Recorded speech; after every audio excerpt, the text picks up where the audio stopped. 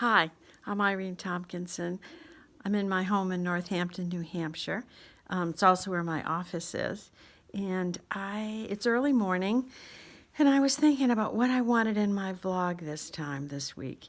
And I realized that what I wanted to talk about was how change is not transition, and transition is not change. They're very different. Change is when you move your address, or you find a new apartment, or you get a new car, or your job relocates. But you and your identity with yourself stay pretty much the same.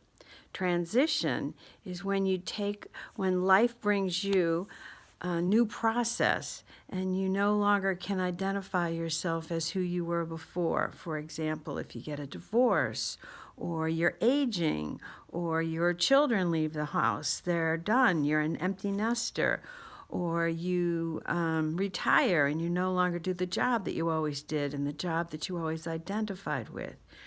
When we're in transition, and life is full of transition, we first have to step into something that feels like the floor has been taken out from under us because everything we identify with is gone, or changed, or different. There's a grieving process involved in that. Then we move into this empty space of like, oh, if I'm not that, who am I now? It's particularly overwhelming, significant for people who are retired or aging. They can't believe that I am this age. I don't feel any different than I used to feel inside. Outside, everything looks different. My kids are grown. My job is done. The way I identified myself all my adult life. My body looks different. My spouse looks different. My friends have aged. How did all that happen? It feels like it happened in a nanosecond.